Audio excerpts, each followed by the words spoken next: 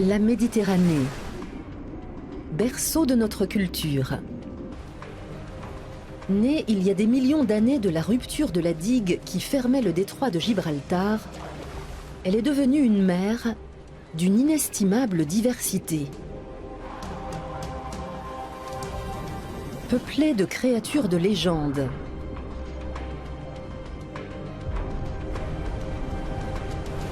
dans des paysages d'une saisissante beauté.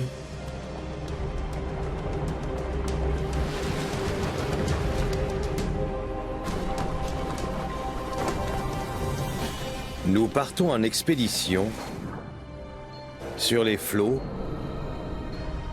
par la terre et dans les airs pour voir comment se porte aujourd'hui notre Méditerranée.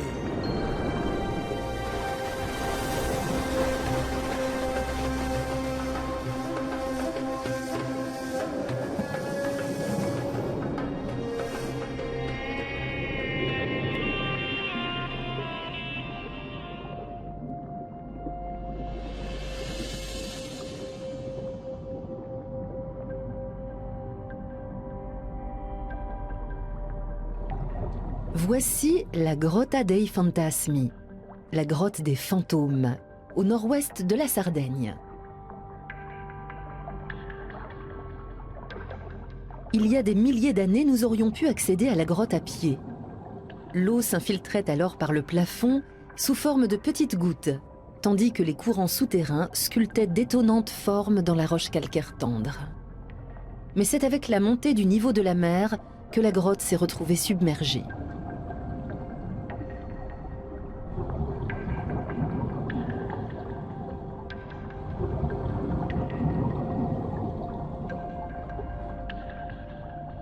Nous suivons une rivière au beau milieu de la mer. En raison de sa densité plus faible, le courant d'eau douce se ferait un chemin dans l'eau salée.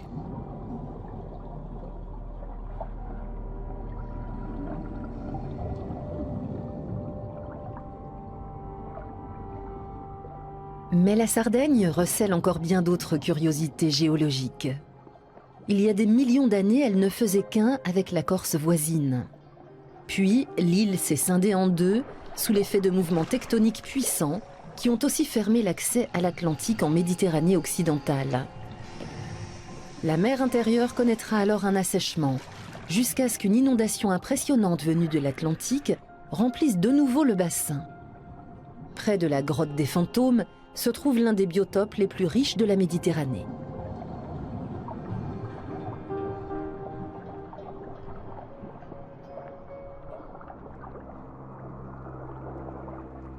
Une fois par an, des dizaines de milliers de canthères se réunissent pour frayer au large des côtes de la Sardaigne et de la Corse, où les courants offrent des conditions optimales.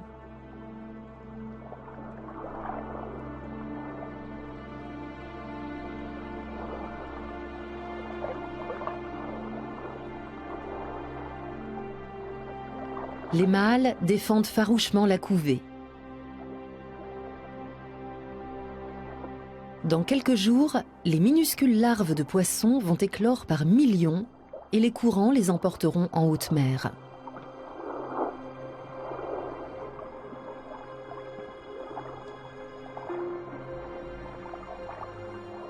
Le rassemblement des canthères annonce le début de longues migrations dans les eaux méditerranéennes.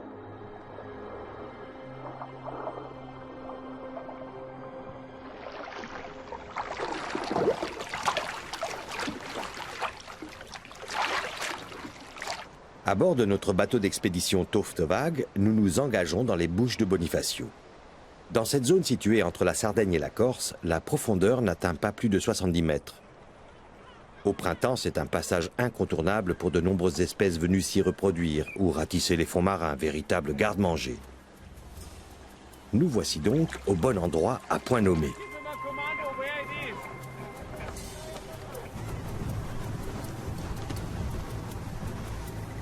Juste au-dessous de la surface de l'eau, de petits poissons se nourrissent de larves de canthères et d'autres petits organismes, avant d'être dévorés à leur tour par les thons.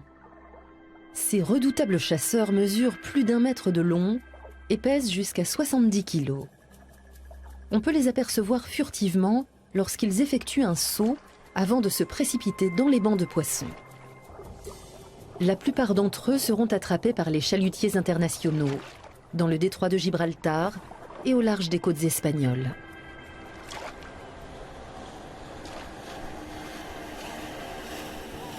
La pêche côtière en subit les conséquences. Le poisson se fait de plus en plus rare. Mais les pêcheurs locaux sont loin d'être exemplaires. Ils utilisent la technique du filet calé, pourtant interdite. Par mauvais temps, les poissons ne peuvent être récupérés et ils se décomposent dans les filets. Presque toutes les espèces de thon sont actuellement menacées. Par endroits, leur population est totalement décimée. Pour eux, la migration est devenue une pratique dangereuse. Là où leurs ancêtres se reproduisaient abondamment, les thons d'aujourd'hui meurent en grand nombre. Ils traversent des milliers de kilomètres depuis l'Atlantique pour rejoindre la Méditerranée. Un comportement qui a perduré au cours de millions d'années, jusqu'à ce que l'homme ne fasse irruption avec ses filets.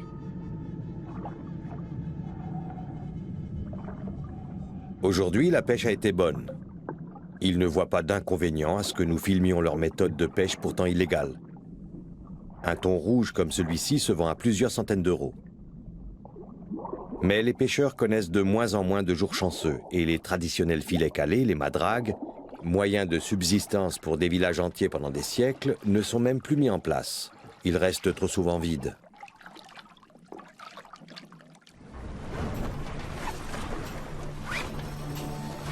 Nous attendons plusieurs semaines dans le détroit de Bonifacio pour apercevoir les déplacements des habitants sous-marins.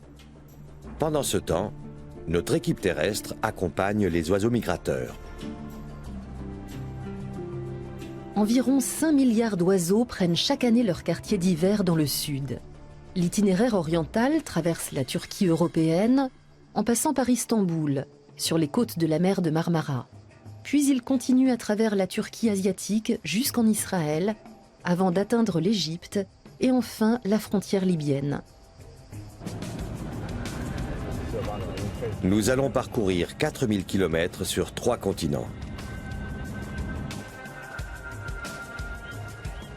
Un demi-million de cigognes contournent la Méditerranée par l'est.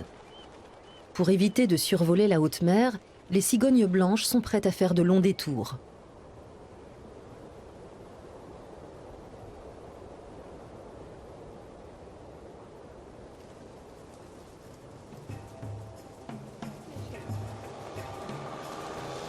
De la frontière grecque jusqu'à Istanbul, la Turquie européenne forme une sorte d'immense entonnoir.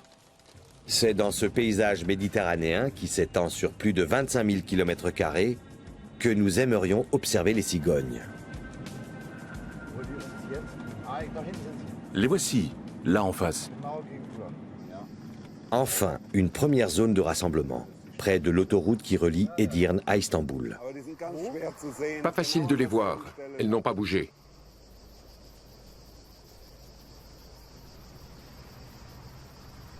Avec une envergure de 2 mètres, la cigogne blanche appartient à la famille des oiseaux planeurs. Elle se laisse porter par les courants ascendants et peut voler à une altitude de 5000 mètres.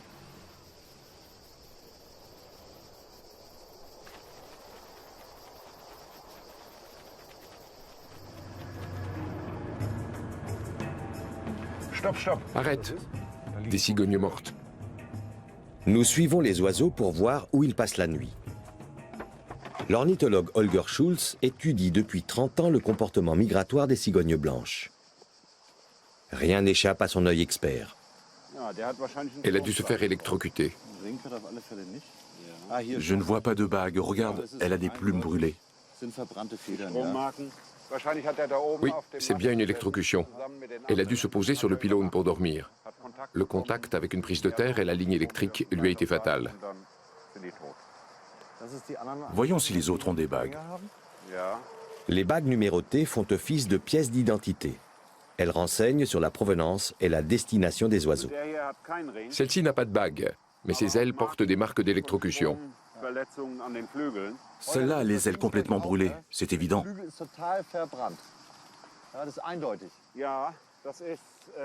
Les études d'Holger montrent que la moitié des jeunes cigognes meurent durant leur première année de vie. L'électrocution représente près de 70% des causes de mortalité.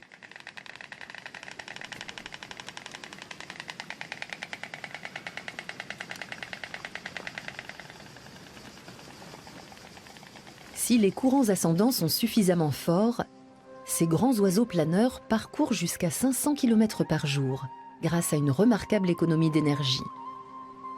Mais cette technique ne fonctionne pas au-dessus de l'eau. C'est pourquoi les cigognes contournent la Méditerranée, à l'ouest par Gibraltar ou à l'est par le Bosphore. Un jeune pélican blanc se joint aux cigognes. Il vient peut-être du delta du Danube ou de Grèce. Ce paysage est bien différent de ses escales habituelles, toujours en milieu aquatique. Mais ici, ce sont des champs de tournesol à perte de vue.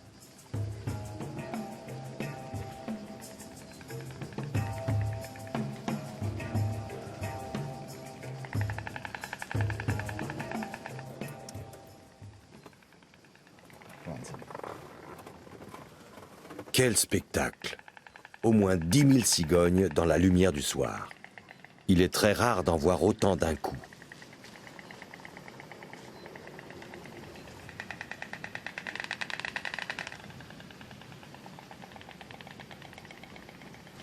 Les cigognes qui atteignent la Turquie le matin poursuivent directement la route vers l'Asie.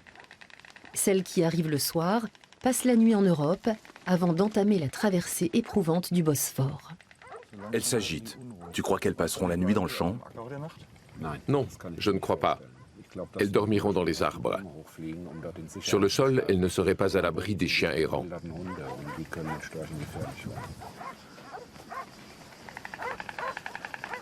Les cigognes semblent épuisées par le long voyage. Les unes après les autres, et en prenant tout leur temps, elles trouvent refuge dans les arbres pour passer la nuit. Demain, nous les accompagnerons dans l'étape difficile du Bosphore.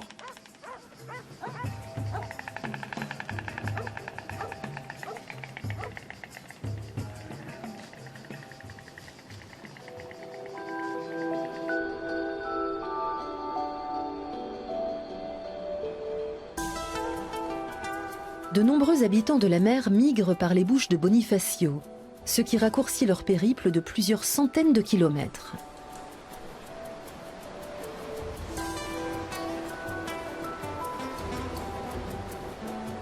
Ce passage étroit est idéal pour observer les pérégrinations sous-marines. Mais en restant sur le bateau, il est bien difficile de voir les animaux. Même les plus grands, comme les baleines ou les dauphins, ne peuvent être observés que brièvement, lorsqu'ils remontent à la surface pour respirer.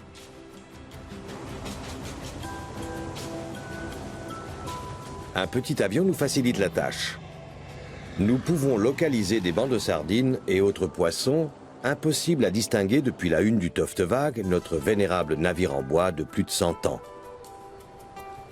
L'avion nous permet de scruter les bouches de Bonifacio, d'une largeur de 12 km. Lorsque tout est calme à la surface de l'eau, nous pouvons même observer des micro-organismes qui se multiplient abondamment dès le début de l'été. L'eau grouille alors de minuscules algues et crustacés qui forment des zones de plancton de plusieurs kilomètres carrés. Un véritable garde-manger pour de nombreuses espèces. Le plancton nourrit aussi bien la méduse que le requin pèlerin, un géant de plus de 10 mètres qui filtre la soupe nutritive grâce à son immense gueule. Il n'est pas rare de rencontrer ces animaux impressionnants, mais nul ne saurait dire d'où ils viennent ni où ils vont.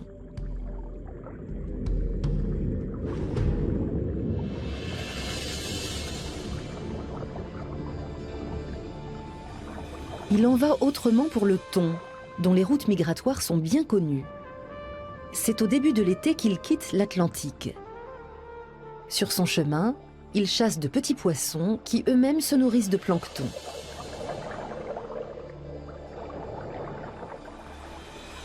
Cette énorme biomasse attire également l'un des plus grands migrateurs de la Méditerranée, le rorqual commun. Il peut atteindre 24 mètres de long et peser jusqu'à 70 tonnes.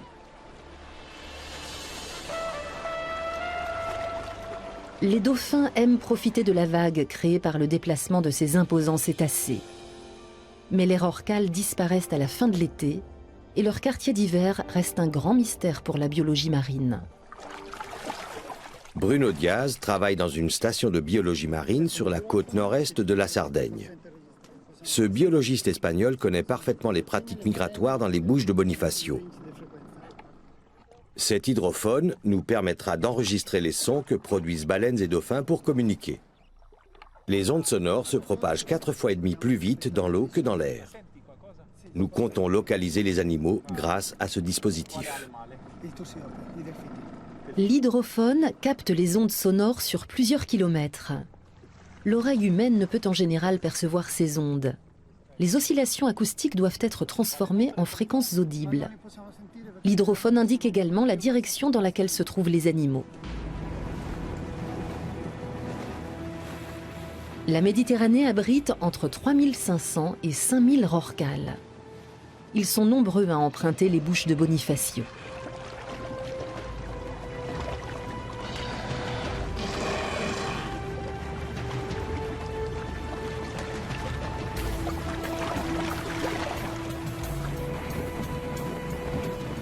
Le rorqual est considéré comme la baleine la plus rapide au monde. Il peut se déplacer à 40 km/h.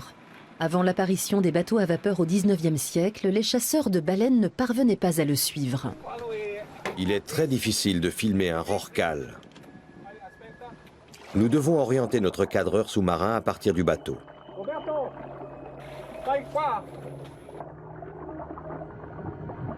L'animal pourrait passer à seulement quelques mètres de nous sans être vu par le plongeur.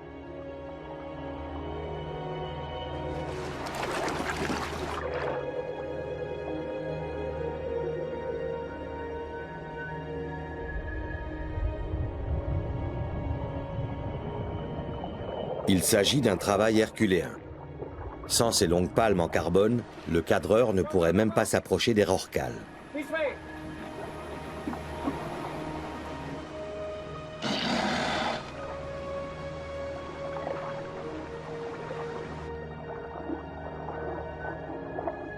Mais voilà ses efforts récompensés. Pendant 20 secondes, l'objectif filme la baleine la plus rapide au monde.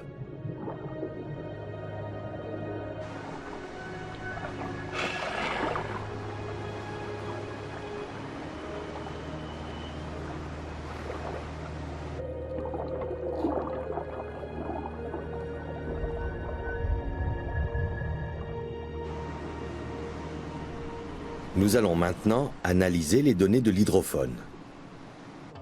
Les enregistrements indiquent que 3 rorquals se trouvaient à proximité du bateau, ainsi qu'un animal plus petit, qui a totalement échappé à notre attention. Mais pour les biologistes marins, cela fait partie du quotidien. Comme d'autres espèces de baleines, les rorquals sont identifiables grâce à leur nageoire dorsale et à leur motif de couleur. Les migrations dans la Méditerranée les exposent à toutes sortes de dangers, comme des collisions avec les bateaux, mais aussi le bruit ou encore les substances toxiques.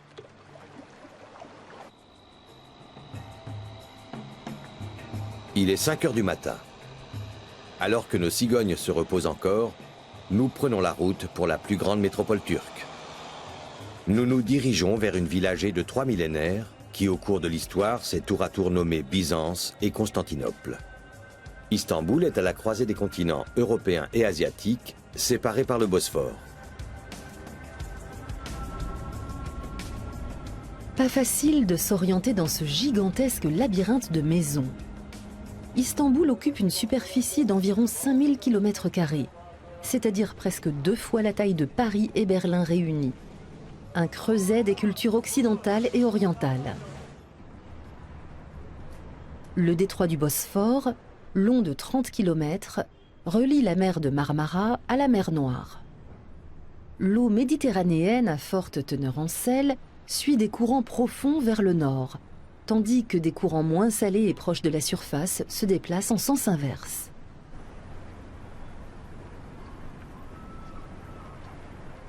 Pour les puffins, le Bosphore est un excellent point de ravitaillement. Quant aux cigognes, les vents forts peuvent interrompre leur voyage. Justement, près de l'aéroport Atatürk, les conditions météorologiques se dégradent. Je ne les vois pas. Elles ont dû se poser dans les parages. Avec la tempête qui arrive, impossible pour elles de poursuivre. Pas une minute sans décollage ou atterrissage. Les cigognes se posent elles aussi en attendant que la pluie passe. Elles ne peuvent pas voler avec les plumes mouillées. Les cigognes choisissent comme aire de repos un aéroport militaire situé un peu à l'écart. Nous nous risquons avec elles dans cette zone où il est strictement interdit de filmer. Très rapidement, 5000 cigognes se rassemblent devant les hangars d'avions militaires. Heureusement, notre tournage passe inaperçu. Les sentinelles sont peut-être tout comme nous captivés par les cigognes.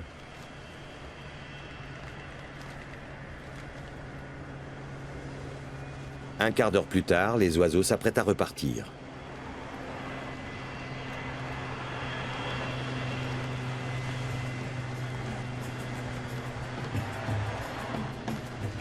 L'ancien poste de douane Kiz-Kulesi, ou Tour de Léandre.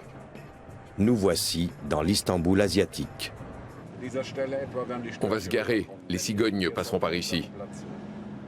D'accord. Environ 50 000 navires de tout type, du pétrolier au sous-marin, transitent chaque année par le Bosphore. Il s'agit d'une des routes maritimes les plus fréquentées du monde. Aujourd'hui, on a un vent de nord-est.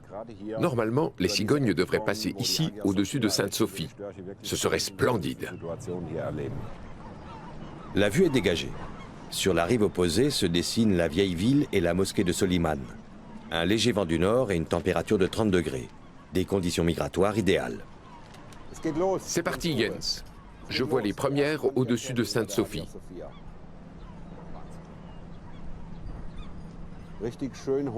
Elles montent très haut avec les courants ascendants. Elles sont déjà loin de nous. Nous attendions ce moment depuis 10 jours. 3000 cigognes cherchent un courant ascendant au-dessus de la plus belle mosquée d'Istanbul. Elles veulent gagner de la hauteur pour survoler ensuite le Bosphore en vol ramé.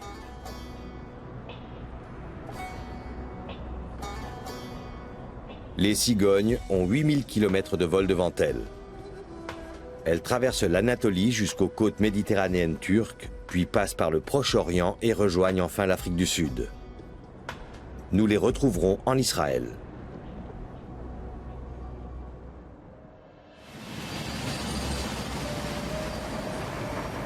Si les migrations d'oiseaux sont bien connues, on en sait beaucoup moins sur les voyageurs des eaux méditerranéennes.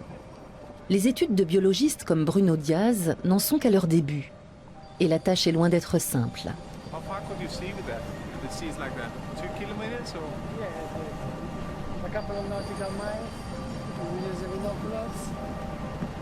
La surpêche, les substances toxiques et les déchets en plastique déciment de nombreuses espèces.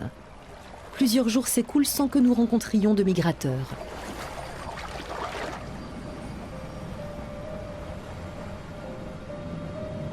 Depuis presque une semaine, nous sommes dans les Bouches de Bonifacio, et toujours rien. Mais soudain, un groupe de dauphins surgit droit devant nous.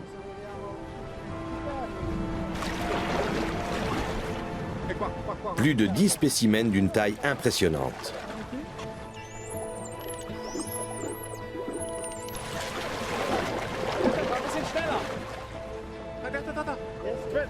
Chaque dauphin possède une nageoire dorsale unique, ce qui permet à Bruno Diaz de les reconnaître. Cela, il les a déjà vus souvent dans le coin, et c'est anormal. Les dauphins chassent habituellement dans des territoires de plusieurs centaines de kilomètres carrés.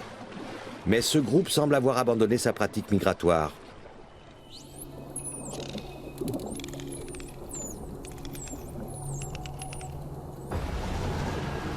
Tout s'explique par la présence d'un élevage de poissons. Ici, Bruno Diaz rencontre 3 fois plus de dauphins qu'en haute mer. Il s'agit souvent du même groupe. Les cétacés ne se laissent pas impressionner par les filets et les cordes.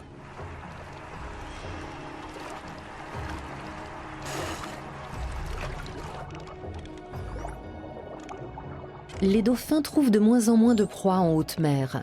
C'est pourquoi il fréquente assidûment la ferme aquacole. Il n'y trouve pas seulement des poissons d'élevage. La nourriture qui s'échappe des filets attire d'immenses bancs de poissons, chose devenue rare dans la Méditerranée.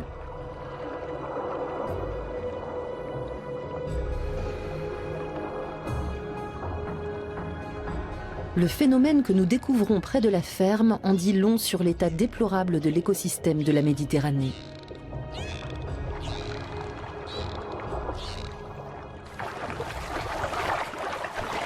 La mer a été pillée par la pêche industrielle. Les populations de poissons comestibles ont diminué de 80% ces 30 dernières années. La demande, elle, a plus que doublé. Même si les médicaments et la nourriture sont distribués de façon plus responsable, de nouveaux écosystèmes se développent autour des zones d'élevage. Les thons qui se dirigent vers leur lieu de reproduction font halte eux aussi près des fermes.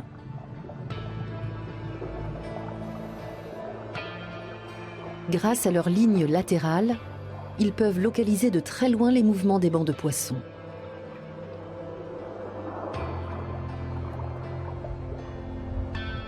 Nous cherchons à savoir comment les dauphins se comportent dans cet environnement. Est-ce qu'ils déchirent les filets pour parvenir jusqu'à leur butin? Les éleveurs les considèrent comme des nuisibles, à l'origine de dégâts importants. Pendant des dizaines d'années, les cétacés ont fait l'objet de persécutions sans merci.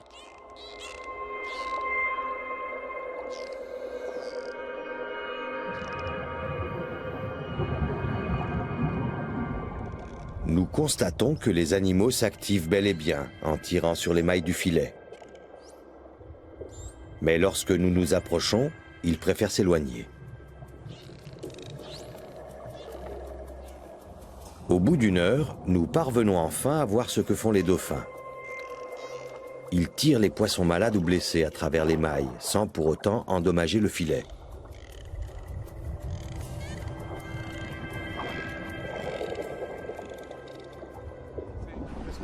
Grâce à ces preuves, Bruno Diaz espère que les éleveurs feront preuve de compréhension.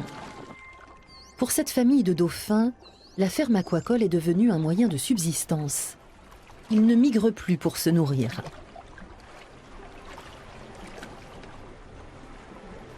Ces 20 dernières années, les dauphins ont disparu de certaines régions. Ici, ils sont les hôtes indésirables des élevages de poissons. Où est donc passée l'époque de la Grèce antique qui vénérait ces animaux comme des dieux? Le légendaire Dôme du Rocher à Jérusalem. Nous voici en Israël sur les traces de nos oiseaux migrateurs.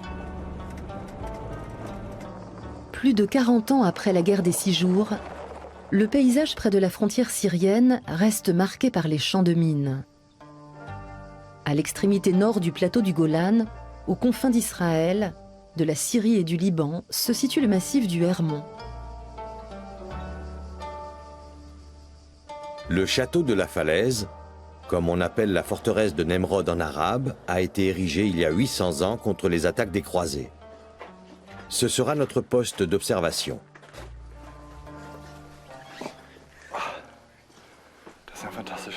Quelle vue splendide! Une vallée immense.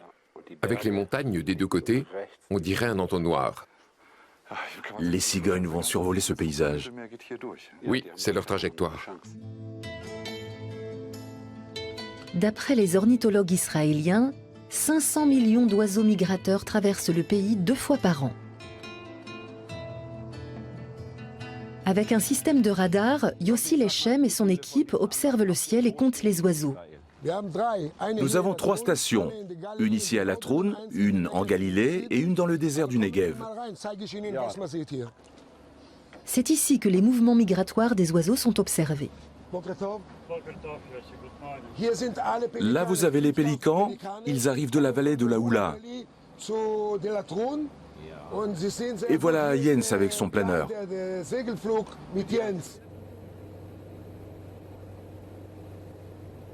À bord d'un motoplaneur, nous partons à la recherche de pélicans en migration. Notre pilote, Elie Sofer, reçoit par transmission radio les coordonnées de l'endroit où se trouvent les oiseaux. Au bout d'une heure, nous nous approchons d'un premier rassemblement.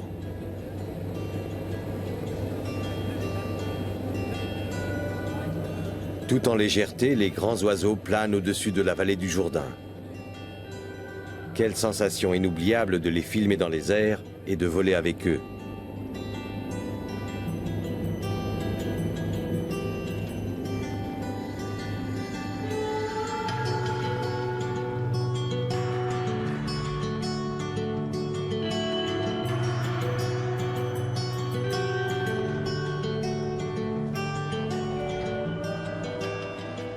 Ces voyageurs traversent des mondes. Environ 25 000 pélicans blancs survolent Israël 2 fois par an.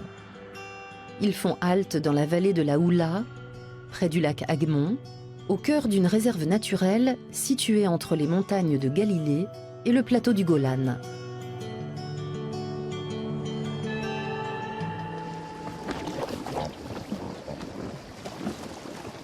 Cette importante zone marécageuse offre aux oiseaux un espace protégé et de la nourriture. Des pélicans venus de toute l'Europe viennent y reprendre des forces.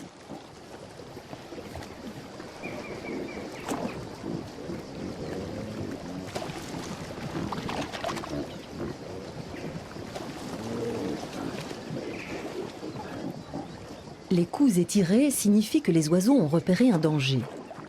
Un chacal doré est dans les parages.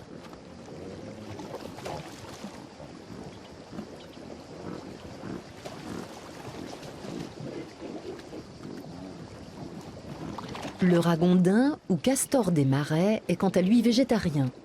Les pélicans n'ont rien à craindre.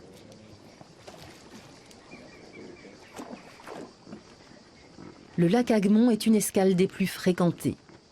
Dès le mois d'octobre, la vie va bon train par ici. Lorsque les grues arrivent par milliers de Finlande et d'Europe de l'Est, leurs cris font vibrer la vallée de la Houla sur plusieurs kilomètres.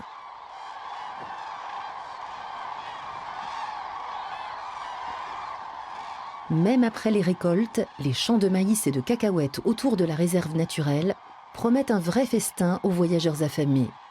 C'est l'occasion de se rassasier avant de poursuivre la route vers l'Éthiopie.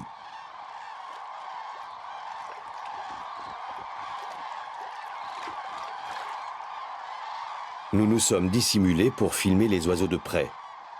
Les grues en migration sont très farouches. Ce soir, au coucher du soleil, nous assistons à un moment spectaculaire. Les quelques 40 000 grues semblent toutes obéir à un seul ordre. Et en peu de temps, elles rejoignent ensemble le lac Agmon, où elles passeront la nuit.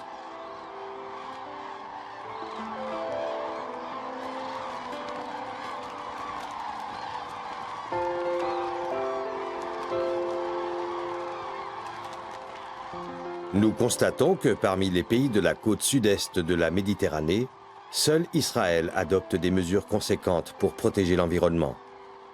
Mais nous voulons savoir quels dangers guettent nos oiseaux migrateurs à d'autres étapes de leur parcours. Notre prochaine destination est la côte égyptienne.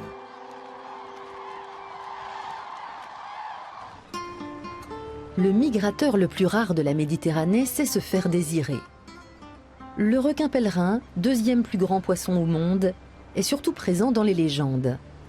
Contrairement à la baleine, il n'expulse pas de jets d'eau et d'air qui permettraient de le localiser.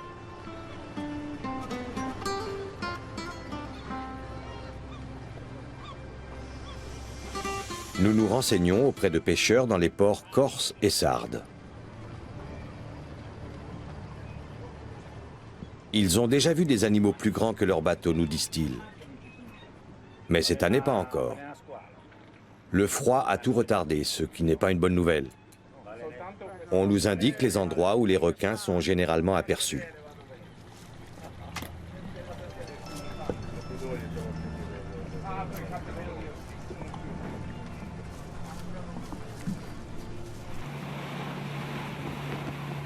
Dans les bouches de Bonifacio, l'eau froide des profondeurs, riche en nourriture, est poussée vers la surface. Au printemps, le plancton y abonde et attire le requin.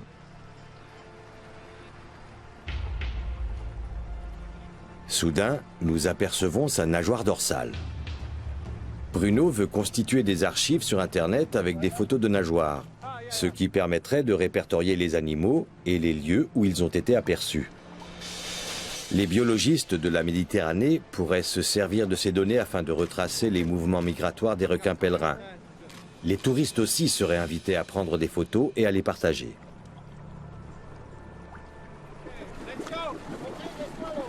Un plongeur ferait sans doute fuir l'animal. Mais une fois qu'il s'est familiarisé avec le bateau, nous optons pour une caméra sur perche télescopique. Pour bien filmer le requin, l'objectif doit être au plus près.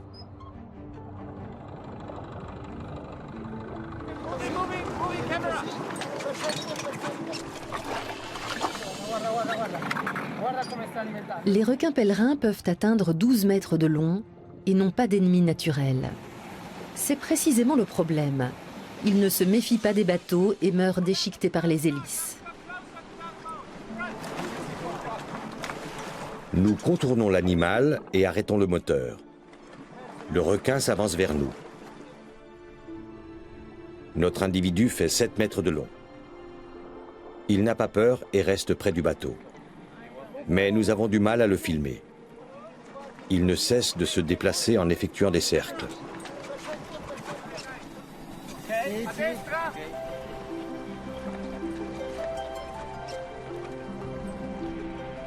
C'est qu'il est en train de se nourrir. Grâce à son imposante gueule d'1,5 mètre, il filtre l'eau pour capturer les micro-organismes. Et pour cela, il doit rester constamment en mouvement.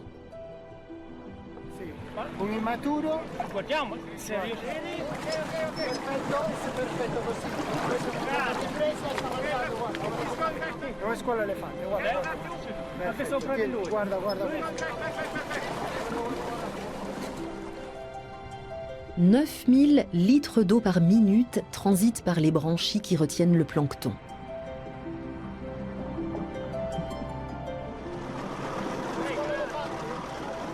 Le requin frôle le bateau.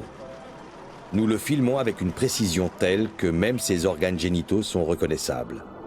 Son ptérygopode, situé derrière les nageoires pelviennes, nous indique qu'il s'agit d'un mâle. Nul ne sait combien de ces doux géants sillonnent encore la Méditerranée. Pas plus qu'on ne connaît leur destination migratoire. Cet individu ne se reproduira peut-être plus jamais. Et l'espoir est faible de sauver cette espèce unique de l'extermination. Nous voici arrivés sur la côte égyptienne. Notre première étape est un lieu chargé d'histoire, le cimetière militaire allemand à El Alamein. À la différence des cigognes, la plupart des petits oiseaux européens survolent la Méditerranée la nuit, d'une seule traite. Pour beaucoup d'entre eux, le voyage s'arrête ici. Au lever du soleil, épuisés de leur voyage, ils recherchent l'ombre pour se reposer. Mais c'est la mort qui les surprend. En sillonnant les oasis autour d'El Alamein, nous trouvons partout des oiseaux pris au piège. Incroyable. Encore des filets. Entre août et septembre, presque tous les arbres et arbustes sont recouverts de ces redoutables filets. Une fois pris dedans, les oiseaux n'ont aucune chance de s'échapper. Ceux qui hésitent sont poussés vers les filets.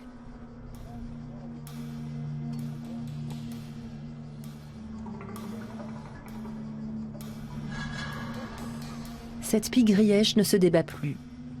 Les tentatives de se libérer en battant des ailes provoquent l'effet inverse. L'oiseau s'enfonce encore plus dans les mailles.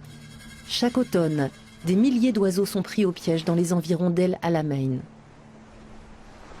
Sur toute la côte égyptienne, entre la bande de Gaza à l'est et la frontière libyenne à l'ouest, se dressent des filets d'oiseleurs. 700 km de pièges, un phénomène unique au monde.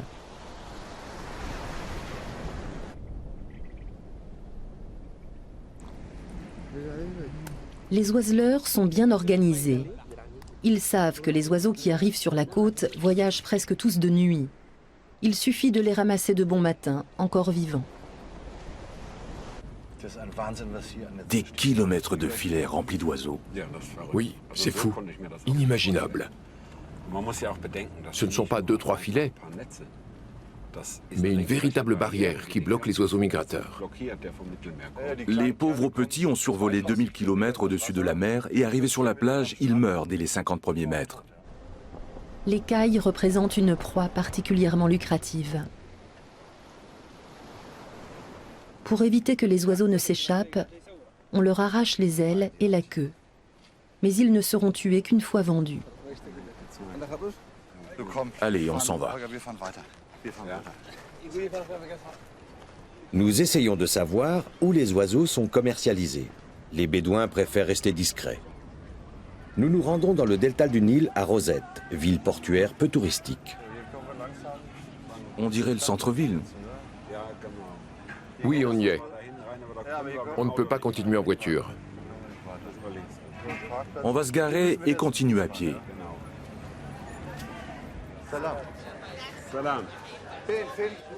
Dans la vieille ville, on nous renseigne poliment. Tout droit, puis à gauche, nous dit-on.